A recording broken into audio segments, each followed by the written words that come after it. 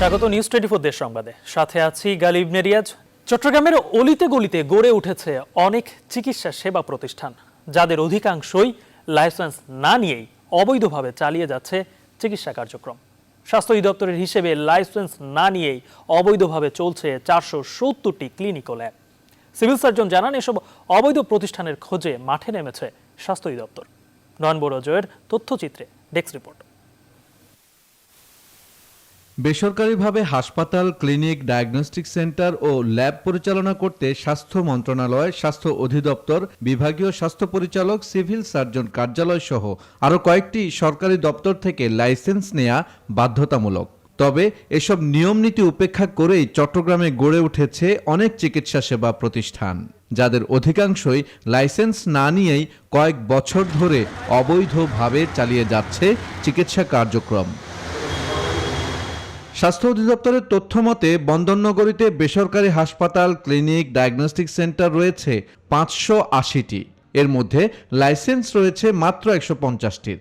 তবে সংশ্লিষ্টরা জানান, এসব প্রতিষ্ঠান খুঁজে বের করতে মাঠে নেমেছে স্বাস্থ্য অধিদপ্তর। অনুমোদন থাকার পরেও তাদের কার্যক্রম যদি সন্তোষজনক না হয়, তাদের বিরুদ্ধে ব্যবস্থা নেওয়ার জন্য আমাদেরকে নির্দেশনা দেওয়া হয়েছে এবং এই কার্যক্রম আমরা শুরু করেছি এবং এটা ভবিষ্যতে চলমান থাকবে এবং আরও কঠোরভাবে এটা করা হবে। রেজিস্ট্রেশনের যে সমস্ত ক্রাইটেরিয়া আছে সেটি অবশ্যই ফুলফিল করতে হবে।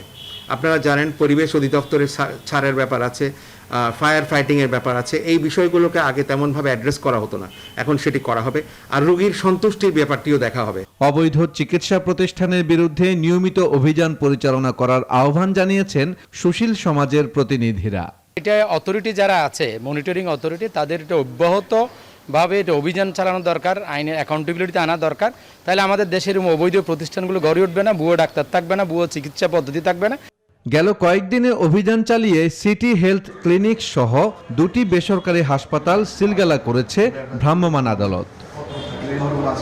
Desk report, news 24।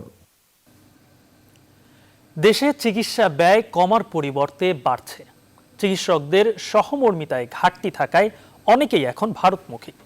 গবেষণার তথ্য দিয়ে এমন কথা জানিয়েছে স্বাস্থ্য ও পরিবার কল্যাণ মন্ত্রণালয়ের স্বাস্থ্য অর্থনীতি ইউনিট। বাংলাদেশ ডিজিজ স্পেসিফিক অ্যাকাউন্টসের অবহিতকরণ কর্মশালায় বলা হয়, চিকিৎসা গ্রহণে জনগণের খরচ কমিয়ে আনতে হলে স্বাস্থ্য খাতে সম্পদের সঠিক ব্যবহার প্রয়োজন। রাজশাহী থেকে কাজী সাহেদের প্রতিবেদন। দেশের স্বাস্থ্য অর্থনীতি ইউনিটের গবেষণায় উঠে এসেছে 2012 সালে দেশে জনপ্রতি চিকিৎসা ব্যয় ছিল $37। এর মধ্যে সরকার বহন করে $9 ও বিভিন্ন দাতা সংস্থা $4। বাকি $24 খরচ হয় জনগণের পকেট থেকে, শতকরা হিসেবে যা 67%। গবেষণায় বলা হচ্ছে, চিকিৎসা সেবায় সাধারণ মানুষের খরচ কমিয়ে আনতে হাতে নেওয়া পরিকল্পনাগুলোই ঘাটতি ও বিভিন্ন পর্যায়ে দুর্নীতির কারণে গত 10 বছরে সেই ব্যয় না কমে বেড়ে দাঁড়িয়েছে 70%। জনগণের পকেট থেকে যাতে টাকা কম খরচ হয় সেই ব্যবস্থা গ্রহণ করব। দুর্ভাগ্য আমাদের, আমরা সেই কাঙ্ক্ষিত পথে এগোতে পারিনি। আমাদের বাজেট এত কম হওয়ার পরেও সেই বাজেটের টাকাটি আমরা সঠিকভাবে ব্যবহার করতে পারি না।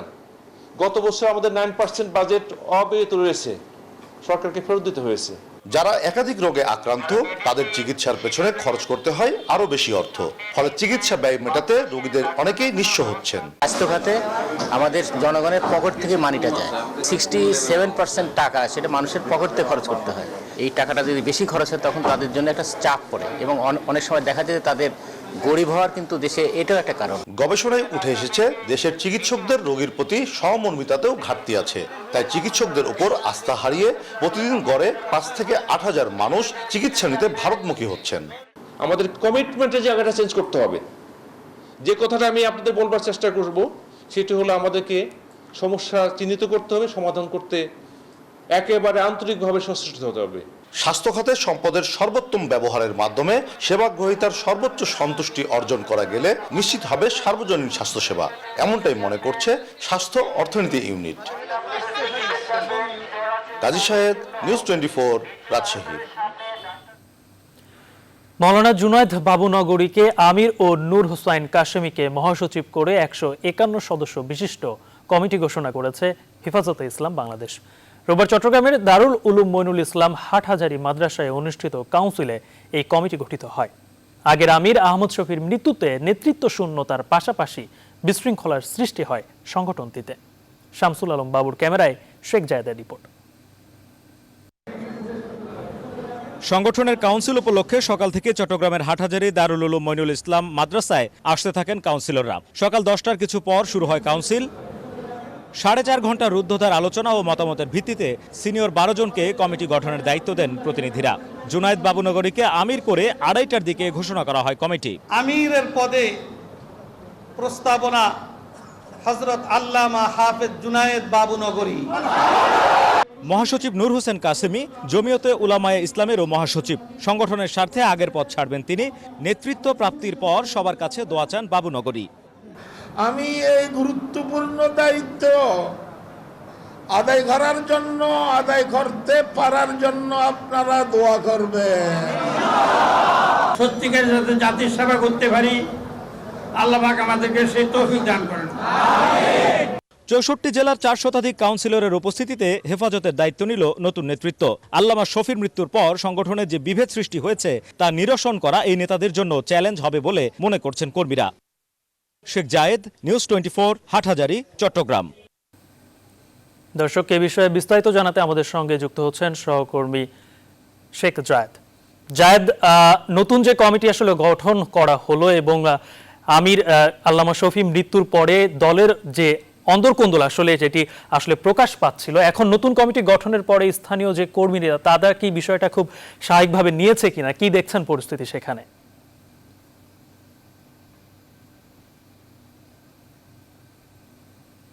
আমি হাটহাজারী মাদ্রাসায় আছি, দারুল উলুম মইনুল ইসলাম মাদ্রাসা, যেখানে কাউন্সিল অনুষ্ঠিত হয়েছে।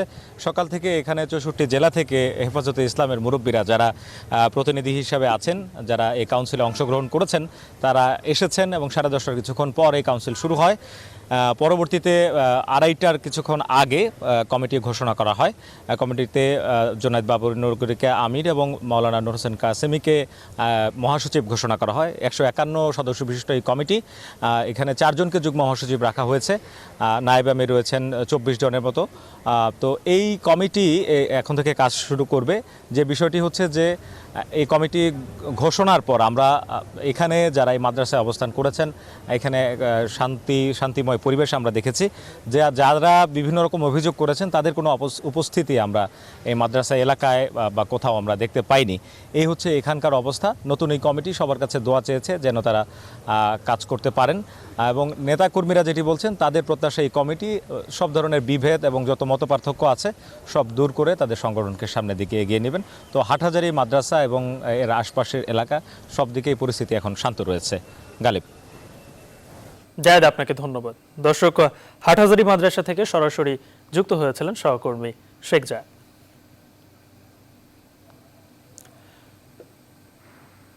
ভাষাঞ্চলে রোহিঙ্গা স্থানান্তরের দিনক্ষণ এখনও ঠিক হয়নি। এনজিও ও বিদেশি শক্তিদের চাপে এই স্থানান্তর প্রক্রিয়া বিলম্বিত হচ্ছে বলে জানিয়েছেন পররাষ্ট্রমন্ত্রী একে আব্দুল মোমেন। তিনি আরও বলেন, জিএসপি নিয়ে তারা ভাবছেন না, তবে পণ্য রপ্তানিতে আমেরিকার নতুন সরকারের কাছে ট্যারিফ কমানোর দাবি থাকবে। রোববার সকালে রাজশাহী কলেজে শিক্ষকদের এক অনুষ্ঠানে অংশ নেওয়ার আগে সাংবাদিকদের এক প্রশ্নের জবাবে এসব কথা বলেন পররাষ্ট্রমন্ত্রী। পরে রাজশাহী কলেজ মিলনায়তনে এক আলোচনা সভায় অংশ নেন তিনি। ইন্টারন্যাশনাল এজেন্সিস এবং কিছু কিছু এনজিও ওরা ওদের যেতে না যায় সেই জন্য প্রায় ওদের উপরে খবরদারি করে। আমাদের বিশ্বাস যে আমরা এই ওদের ওখানে নিয়ে যাব। আমেরিকা আমাদের বন্ধু দেশ, তারা আমাদের যে সাহায্য করতে হয় তাহলে অ্যাটলিস্ট কিছু কালের জন্য এই ট্যারিফটা যদি তারা মরাটোরিয়াম করে তাহলে আমাদের জন্য খুব উপকার হবে। ঢাকা 18 ও সিরাজগঞ্জ 1 সংসদীয় আসনে উপনির্বাচনে ফলাফল বাতিল ও নাশকতার মামলায় দেশের বিভিন্ন স্থানে প্রতিবাদ সমাবেশ করেছে বিএনপি। বরিশালে পুলিশের কঠোর বেষ্টনীতে দলীয় কার্যালয়ের সামনে, মহানগর বিএনপি ও অশ্বিনী কুমার হলের সামনে জেলা বিএনপি পৃথক প্রতিবাদ সমাবেশ করে। বক্তারা বলেন, সরকার নিকারজনকভাবে ঢাকা 18 ও সিরাজগঞ্জ 1 আসনের উপনির্বাচনের হস্তক্ষেপ করে জনগণের ভোটাধিকার হরণ করেছে। একই দাবিতে বগুড়ায় বিক্ষোভ সমাবেশ করেছে জেলা বিএনপি। সকালে দলীয় কার্যালয়ের সামনে অনুষ্ঠিত এই কর্মসূচিতে অংশ নেন জেলা বিএনপি ও অঙ্গ সংগঠনের নেতাকর্মীরা। ঝিনাইদহ দলীয় কার্যালয়ের সামনে এই কর্মসূচির আয়োজন করে জেলা বিএনপি।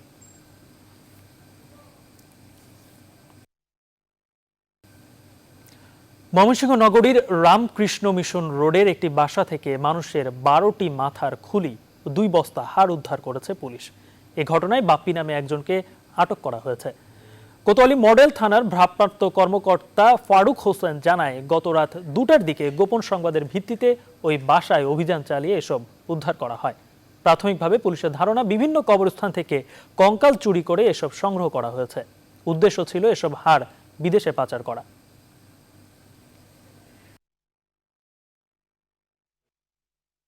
বারোটি মানুষের খুলি আছে আর 2 বস্তা পরিমাণ মানুষের বিভিন্ন অঙ্গ প্রত্যঙ্গের হাড় আছে এবং যে কেমিক্যাল যেটা পাওয়া গেছে সেগুলি দিয়ে সে মৃতদেহকে খুব তাড়াতাড়ি ডিসকম্পোস্ট করতে পারে বা পচাতে পারে তার সুবিধার্থে। যাকে ধরছি ওর নাম হলো বাপ্পি। ও সবসময় এই ব্যবসায়ী করে। ওই এর আগে এই কঙ্কাল চুরি মামলাতে সে জেল খেটেছে আর এবার আমাদের কাছে ধরা পড়ছে, ও স্বীকার করেছে।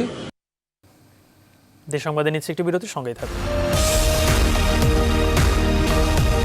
বিরতির পর আবারও স্বাগত। আপনারা দেখছেন নিউজ 24 দেশ সংবাদ। 2007 সালের আজকের দিনে ঘূর্ণিঝড় সিডোর আঘাত হানে দেশের দক্ষিণ অঞ্চলে। উপকূলের বেশ কয়েকটি জেলাকে লন্ডভন্ড করে দেওয়ার পাশাপাশি কেড়ে নেয় হাজারো মানুষের প্রাণ। সিডোরে 13 বছর পরও এখনও ক্ষত সারেনি। নির্মাণ হয়নি টেকসই বেড়িবাঁধ ও পর্যাপ্ত আশ্রয় কেন্দ্র। তাই ঝড়, জলোচ্ছ্বাস ও সতর্ক সংকেত আসলেই নতুন আতঙ্ক তাড়া করে উপকূলবাসীকে। প্রতিনিধিদের তথ্য ছবিতে ডেস্ক রিপোর্ট। 15 নভেম্বর 2007 সকাল থেকে শুরু হয় ঝোড়ো হাওয়া ও গুড়ি গুড়ি বৃষ্টি। দিনভর বৈরী আবহাওয়ার পর রাত 8:30টার দিকে আঘাত হানে সুপার সাইক্লোন সিডর। স্মরণকালের ভয়াবহ এই প্রাকৃতিক দুর্যোগে একক জেলা হিসেবে সবচেয়ে বেশি ক্ষতি হয় বাগেরহাটের। সুন্দরবন ঘেঁষা শরণখোলা উপজেলার সাউথখালী ইউনিয়নে মারা যান প্রায় 1200 মানুষ। দুঃসহ স্মৃতি 13 বছর পেরিয়েছে। ক্ষতিগ্রস্তরা ঘুরে দাঁড়ানোর চেষ্টা করছেন। সরকারি বেসরকারি সহায়তায় অনেকের মাথা গোঁজার ঠাঁই হয়েছে। তবে এখনও গাবতলা থেকে সাউথখালী পর্যন্ত ঝুঁকিপূর্ণ 2 কিলোমিটার অংশে বেড়িবাঁধ নির্মাণ না হওয়ায় হতাশ উপকূলবাসী। সিডরের এই 11 বছর পূর্ণ শেষেও আমরা এখন পর্যন্ত নিরাপত্তাহীনতায় ভুগতে আছি। একটা আশ্রয় কেন্দ্র একান্ত দরকার। বেড়িবাঁধের যে দিচ্ছে তাতে উপকার হবে না কোনো মানুষের। এটা আগে নদী শাসন করিয়া বেড়িবাঁধটা দিলে আমাদের উপকৃত হইতো। একই অভিযোগ বরগুনাবাসীরও। কোটি টাকা ব্যয়ে ক্ষতিগ্রস্ত বেড়িবাঁধ মেরামত করা হলেও সুফল মেলেনি। বরং প্রতি বছরই কয়েক দফায় বাঁধ ভেঙে প্লাবিত হয় লোকালয়। আমরা 4 জন মানুষ, একটা ঘর দেওয়া মৃত্যু। এক ঘরের ফ্যামিলি 5 জন, আমরা 5 জন, আমি একা বাঁচি আছি। বেড়িবাঁধগুনা ছিঁড়ে হইতে ফি বছর এরকম কিছু মেরামত করা হয় সামান্য। আসলে সরকারের টাকা যায়, আমাকে কোনো ফল না। যদিও পানি উন্নয়ন বোর্ড ও জেলা প্রশাসন বলছে স্থায়ী বাঁধ ও পর্যাপ্ত আশ্রয় কেন্দ্র নির্মাণে উদ্যোগ নেওয়া হয়েছে। যেসব জায়গায় ক্ষতিগ্রস্ত হয় আট্টাপল্লারে ম্যাক্সিমাম বরগুনা জেলার অধিকাংশ কভার করে যাবে। এ সকল বেড়িবাঁধ স্থায়ীভাবে কংক্রিটের মাধ্যমে নির্মাণ করা গেলে পরবর্তীতে যে কোনো দুর্যোগ আমরা মোকাবেলা করতে পারবো। সরকারি হিসেব অনুযায়ী সিডরে বরগুনায় 1045 জনের লাশ উদ্ধার করা হয়। তবে বেসরকারি হিসেবে নিহতের সংখ্যা প্রায় 2000। Desk report, news 24। রাজধানীর আদাবরে মাইন্ডরেড হাসপাতালে কর্মচারীদের নির্যাতনে এএসপি আনিসুল করিমের মৃত্যুর ঘটনায় জড়িতদের বিচারের দাবিতে মাদারীপুরে মানববন্ধন করেছে জাহাঙ্গীরনগর বিশ্ববিদ্যালয়ের সাবেক ও বর্তমান শিক্ষার্থীরা। এই মানববন্ধনের নেতৃত্ব দেন জাহাঙ্গীরনগর বিশ্ববিদ্যালয়ের সাবেক শিক্ষার্থী রেজাউল মোস্তফা রাজীব। এ সময় বক্তারা এএসপি আনিসুল করিম হত্যাকাণ্ডে জড়িতদের দৃষ্টান্তমূলক শাস্তি চান।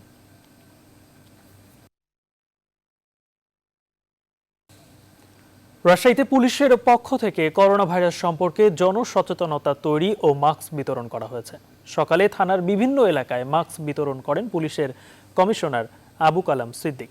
এ সময় উপস্থিত ছিলেন অতিরিক্ত পুলিশ কমিশনার সুজায়েত ইসলাম, উপপুলিশ কমিশনার সাজিদ হোসেন সহ পুলিশের ঊর্ধ্বতন কর্মকর্তারা। দেশ সংবাদে নিচ্ছে আরো একটি বিরতি, সঙ্গেই থাকবেন। বিরতির পর আরো একবার স্বাগত। আপনারা দেখছেন নিউজ 24 দেশ সংবাদ। সিলেটে পুলিশ ফাঁড়িতে নির্যাতনের রায়হান হত্যাকাণ্ডের দিন রায়হানের বিরুদ্ধে ছিনতাইয়ের অভিযোগকারী সাইদুল শেখকে প্রতারণা মামলায় 3 দিনের রিমান্ডে নিয়েছে PBI. PBI police super Mohammad Khaleduzzaman জানান, দুপুরে তাকে সিএমএম কোর্টের বিচারক সাইফুর রহমানের আদালতে হাজির করা হয়। এ সময় 7 দিনের রিমান্ড চাইলে শুনানি শেষে 3 দিনের রিমান্ড মঞ্জুর করেন আদালত। এর আগে গত 25 অক্টোবর সাইদুল শেখকে 54 ধারায় আটক করে পিবিআই। এরপর তার বিরুদ্ধে প্রতারণার মামলা দায়ের করেন এক ব্যক্তি। ওই মামলায় তাকে রিমান্ডে নিয়েছে পিবিআই। এদিকে রায়হান হত্যা মামলায় এ পর্যন্ত এসআই আকবর সহ 4 পুলিশ সদস্যকে গ্রেপ্তার করা হয়েছে।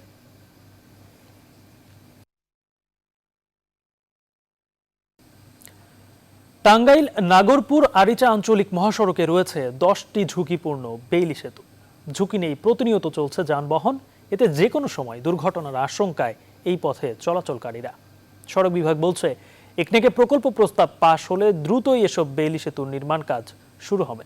আতিকুর রহমানের তথ্যচিত্রে ডেস্ক রিপোর্ট। টাঙ্গাইল নাগপুর আরিচা আঞ্চলিক মহাসড়কের দৈর্ঘ্য 35 কিলোমিটার। এই মহাসড়ক দিয়েই টাঙ্গাইল থেকে নাগপুর হয়ে আরিচা পর্যন্ত টাঙ্গাইল জেলাসহ উত্তরবঙ্গের যানবাহন চলাচল করে। স্থানীয়দের অভিযোগ, দীর্ঘদিন সংস্কারের অভাবে এই মহাসড়কের 10টি বেইলি সেতুই ঝুঁকিপূর্ণ হয়ে পড়েছে। প্রতিটি বেইলি সেতুর স্টিলের পাটাতন ক্ষয় হয়ে গেছে, কিছু কিছু সেতুর পাটাতন ভেঙেও গেছে। এই অবস্থায় এসব সেতুতে মৃত্যু ঝুঁকি নিয়ে প্রতিদিন চলাচল করছে লাখ লাখ মানুষ। টাঙ্গাইল মহাসড়কে বা নাগপুর টু টাঙ্গাইল যে বেলি ব্রিজগুলো আছে, স্টিল ব্রিজ, সেখানে অনেকটাই ঝুঁকিপূর্ণ। রাস্তাঘাট জামজাটি হয়, ব্রিজ ভেঙে পড়ে যায়, গাড়ি কোনো পিছনে পারে হুন্ডা ফইরে ফইরে কত হাত পা ভেঙে চলে গেছে এখানে।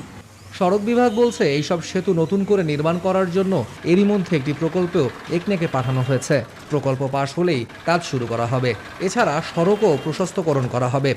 এই সেতুগুলোকে আমরা নতুন করে নির্মাণ করার জন্য ইতিমধ্যে একটি প্রকল্প প্রণয়ন করার ব্যবস্থা নেওয়া হয়েছে। উল্লেখিত প্রকল্পটি যদি পাশ হয়, সেক্ষেত্রে আমাদের নগরবাড়ি থেকে আরিচা পর্যন্ত যে ব্রিজটি হবে, সেই ব্রিজটির সাথে কানেকশন হয়ে যাবে রোডটি। এই জনগুরুত্বপূর্ণ এই রোডটি পাশ হয়ে গেলে এখানকার যে মানুষজন আছে তারা নাগরপুর থেকে সরাসরি ঢাকা যেতে পারবে। এই প্রকল্পের ব্যয় ধরা হয়েছে 16 কোটি 35 লক্ষ টাকা। Desk report, news 24। Barishal, Rajshahi, Khulna, Dinajpur ও চাঁদপুরে পৃথক সড়ক দুর্ঘটনায় প্রাণ ঝরেছে 7 জনের। বরিশাল পটুয়াখালী সড়কের বাকেরগঞ্জে অ্যাম্বুলেন্স চাপায় রিপন খান নামে এক যুবক নিহত হয়েছে। পুলিশ জানায়, সকাল 11টার দিকে বাজার থেকে বাড়ি ফেরার সময় অ্যাম্বুলেন্সটি রিপনকে চাপা দেয়। এতে ঘটনাস্থলে রিপনের মৃত্যু হয়। অ্যাম্বুলেন্সটি আটক করা হলেও চালক পলাতক। এদিকে চাঁদপুরে গাড়ি চাপায় নীরব নামে 6 বছরের এক শিশু নিহত হয়েছে। সকাল 11টার দিকে এই দুর্ঘটনা ঘটে। এই ঘটনার পর বিক্ষুব্ধ জনতা ঘটনাস্থল চাঁদপুর চেম্বার কার্যালয়ের সামনে বিক্ষোভ করে। ভাঙচুর করা হয়েছে গাড়িটি। চাঁদপুরে চিকিৎসকদের প্রাণনাশের হুমকি দিয়ে চাঁদা দাবির অভিযোগ পাওয়া গেছে। গত 1 সপ্তাহে সর্বহারা পার্টির পরিচয়ে অজ্ঞাত ব্যক্তির কাছ থেকে অন্তত 30 জন চিকিৎসক এসব ফোন কল পেয়েছেন। নিরাপত্তা চেয়ে চাঁদপুরের একাধিক থানায় সাধারণ ডায়েরি করেছেন ভুক্তভোগীরা। ঘটনার রহস্য উদ্ঘাটনে তদন্ত শুরু করেছে পুলিশ। খোকন কর্মকারের তথ্য ছবিতে ডেস্ক রিপোর্ট। গত 7 নভেম্বর অপরিচিত একটি নম্বর থেকে কল পান ফরিদগঞ্জ উপজেলা পরিবার পরিকল্পনা কর্মকর্তা আশরাফ আহমেদ। ফোনের ওপাশে থাকা ব্যক্তি পূর্ব বাংলা সর্বহারা পার্টির আঞ্চলিক কমান্ডার পরিচয়ে তার কাছে অর্থ দাবি করেন। আমি বিপ্লব কথা বলছি, পূর্ব বাংলা সর্বহারা পার্টির আঞ্চলিক কমান্ডার বিপ্লব। হ্যাঁ জি বলেন। আর আপনার সাথে আমার লিডার কথা বলবে, চরমপন্থী দলের প্রধান শিকদার মহিউদ্দিন। দাদা কথা বলেন তিনি। 1 সপ্তাহের ব্যবধানে এমন অপ্রত্যাশিত ফোন কল পেয়েছেন সরকারি হাসপাতালের কর্মকর্তা কর্মচারী সহ চাঁদপুরের অন্তত 30 জন চিকিৎসক। নির্দিষ্ট সময়ে চাঁদা দেয়া না হলে মেরে ফেলার হুমকিও দেয়া হয়। আমাদের কাছে তারা একটা মোটা অঙ্কের চাঁদা দাবি করতেছেন। যদি চাঁদা দেওয়া না হয়, সেক্ষেত্রে আমাদেরকে শারীরিকভাবে এবং হত্যার হুমকি দেওয়া হয়। আমরা যখন বাইরে বের হই আমাদের ভয় লাগে যে হ্যাঁ কোথাও আমাদের জন্য ওয়েট করছে কিনা। আমি এখন নিরাপত্তাহীনতায় ভুগতেছি। আমি আমার ঊর্ধ্বতন কর্মকর্তাকে জানিয়েছি এবং থানা এটি সাধারণ ডায়েরি জারি করা হয়েছে। নিরাপত্তাহীনতায় ভুগছেন জানিয়ে অনেক চিকিৎসক বদলির আবেদনও করেছেন। বিষয়টি নিয়ে উদ্বিগ্ন জেলা স্বাস্থ্য বিভাগও। আমার কিছু কিছু মেডিকেল অফিসার এমন ভয় পেয়েছেন, তারা নিরাপত্তাহীনতা বদলির জন্য আমার কাছে আসতেছে। তারা মানসিকভাবে বিপর্যস্ত হয়ে পড়েছেন, যার ফলে আমাদের তারা সার্বিক স্বাস্থ্য সেবা দিতে বিঘ্ন করতেছে। ঘটনার রহস্য উদ্ঘাটনে তদন্তে নেমেছে পুলিশ। আমরা রিসেন্টলি এই অভিযোগটা পেয়েছি, এটার এখনো আমরা কোনো রেজাল্ট পাইনি। রেজাল্ট পেলে বোঝা যাবে যে আসলে সর্বহারারাই করছে নাকি সর্বহারার নামে অন্য কেউ করছে। কয়েকদিন আগেই যশোরে জেলা প্রশাসক, পুলিশ সুপার ও সিভিল সার্জন সহ সরকারি কর্মকর্তাদের কাছে চাঁদা চেয়ে ফোন করে নিষিদ্ধ ঘোষিত পূর্ব বাংলা কমিউনিস্ট নামে একটি চরমপন্থী সংগঠনের সদস্যরা। Desk report, news 24। খাগড়াছড়ির দীঘিনালায় ছাত্রলীগের উপজেলা কমিটির পদবঞ্চিতদের ঝটিকা সড়ক অবরোধে সাজেকগামী 8টি পর্যটকবাহী গাড়ি ভাঙচুর করেছে পিকেটাররা। সকালে দীঘিনালা লার্মা স্কোয়ার এলাকায় এ ঘটনা ঘটে। পুলিশ পরিস্থিতি নিয়ন্ত্রণে এনে ছাত্রলীগের 3 নেতাকে আটক করে এবং যানবাহন চলাচল স্বাভাবিক করেছে। জেলা ছাত্রলীগের সভাপতি টিকো চাকমা ও সাধারণ সম্পাদক জহির উদ্দিন ফিরোজ অর্থের বিনিময়ে ছাত্রত্বহীনদের দিয়ে সম্মেলন ছাড়াই প্রেস কমিটি ঘোষণা করে বলে অভিযোগ করেন পদবঞ্চিতরা।